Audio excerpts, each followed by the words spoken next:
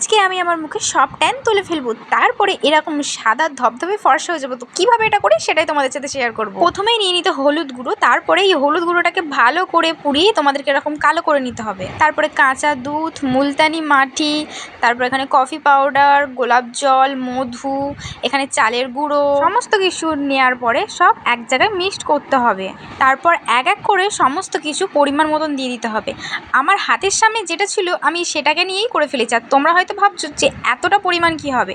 এতটা পরিমাণ হবে কারণ আমরা 5 জন মিলে মুখের ট্যান তুলবো। সবার ফেস তোমাদেরকে দেখায়নি।